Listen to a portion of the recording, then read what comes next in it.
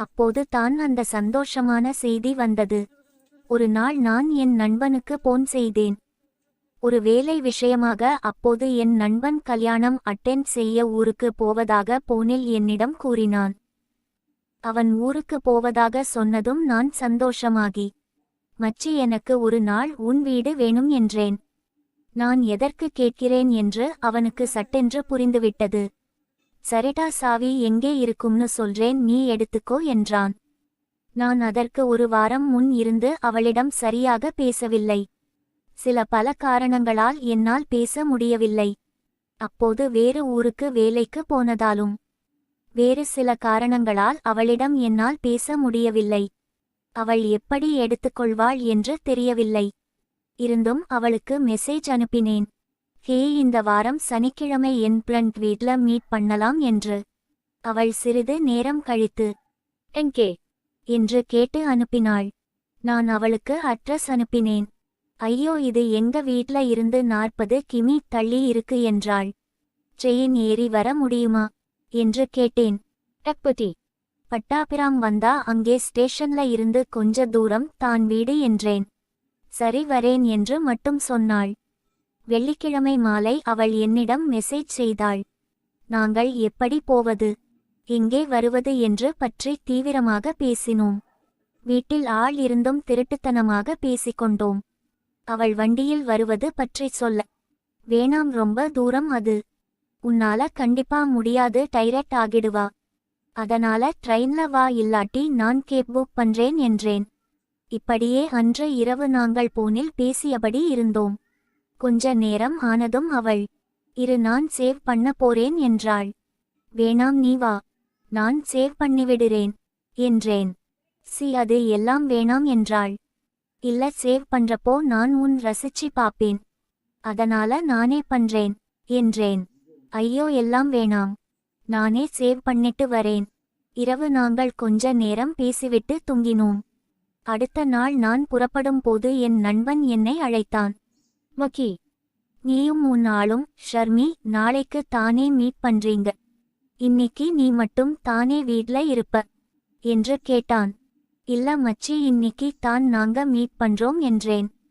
ஐயோ, இன்னைக்கு நீ மட்டும் இருப்பன்னு என் வை கிட்ட சொன்னேன், அதனால அவ வேலை செய்யற பொண்ண வர சொல்லிட்டா.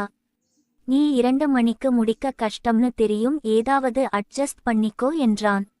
எல்லாம் அவசரமாக சொல்லிவிட்டு போனை வைத்தான். இது என்னடா புது சிக்கல் என்று நான் யோசித்தேன். சரி, பார்த்துப்போம் என்று நாள் காலை சீக்கிரமே நான் என் நண்பன் வீட்டை அடைந்தேன். வீட்டை கொஞ்சம் சுத்தம் செய்து அவன் கட்டிலறையை தயார் செய்தேன். அவள் சரியாக எனக்கு 8 மணிக்கு போன் செய்தாள். என்ன பண்றீங்க, நான் வீட்ல இருந்து கிளம்பிட்டேன் என்றாள். மாம், நம்ம இருக்க போற பெட் ரெடி பண்ணிட்டு இருக்கேன் என்றேன். ஆஹா, சரி சரி, நான் அங்கே பைக்ல வரேன், இங்கே இருந்து ட்ரெயின் இல்ல, பஸ்ல வந்தா ரொம்ப நேரம் ஆகும் போல் என்றாள். ஐயோ, பைக் ரொம்ப டயர்ட் ஆகுமே, அப்புறம் எப்படி வீட்டுக்கு போவ என்றேன். அது அப்புறம் பார்க்கலாம், நான் வரேன் என்று கூறிவிட்டு போனை வைத்தாள். நான் அவள் வருகைக்கு காத்து கொண்டு இருக்க என் நண்பன் மறுபடியும் அழைத்து, வேலை செய்யும் பெண் மதியம் 2 மணிக்கு வருவதாக மறுபடியும் கூறினான். கிச்சன் சிங்க் முழுவதும் அழுக்கு சாமான் இருந்தது. இன்று கழுவவில்லை என்றால் நிச்சயம் வீடு நாறிடும். நான் எப்படி வருவாள் என்று யோசித்தபடி இருக்க, சரி பார்த்துப்போம் என்று அறையை சுத்தம் செய்ய சென்றேன்.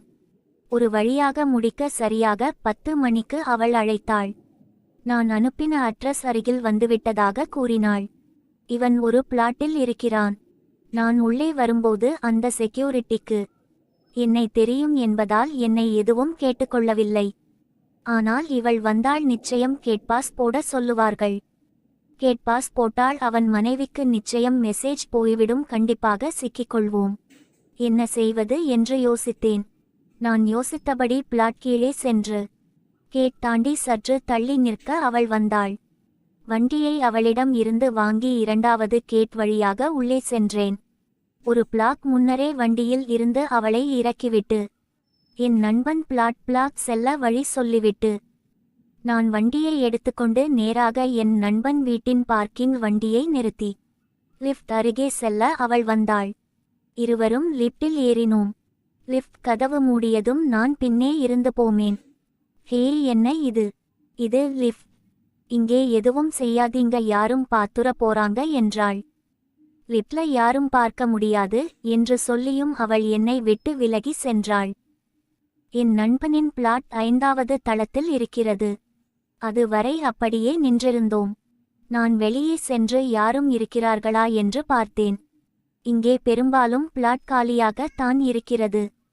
ஆள் இருக்கும் பிளாட்டில் கூட வெளியே எட்டி கூட பார்க்க மாட்டார்கள். அவரவர் பிளாட்டில் சத்தமே போடாமல் இருப்பார்கள். இருந்தும் ஒரு எச்சரிக்கைக்கு நான் முதலில் சென்று அங்கே யாரும் இல்லை என்பதை உறுதி செய்தேன்.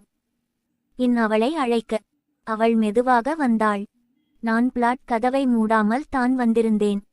நான் வழிகாட்ட அவள் நேராக உள்ளே செல்ல, நான் எலும்பை பார்த்த நாய் போல அவள் பின்னாடியே சென்றேன். கதவை திறந்து போட்டே வந்து என்று அவள் முடிப்பதற்கு முன் உள்ளே சென்று நான் கையை நீட்டி கதவை மூடினேன். சிறிது நேரம் பின் பிரிய மனமில்லாமல் பிரிந்தோம். அவளுக்கு என் நண்பனின் வீட்டை சுற்றி காட்டினேன். ஒரு விஷயம் என்றேன். என்ன என்று கேட்டபடி வீட்டை பார்க்க அவளிடம் பாட்டில் தண்ணீரை கொடுத்தேன். வேலை செய்கிற பொண்ணு வரா. 1 மணி இல்ல 2 மணிக்கு என்றேன். ஹே, என்ன என்று கேட்டாள். ஏன் உனக்கு ஓகே என்று கேட்க, இன்னைக்கு நான் மட்டும் உன் கூட, வேணும்னா இன்னொரு நாள் பார்ப்போம் என்றாள்.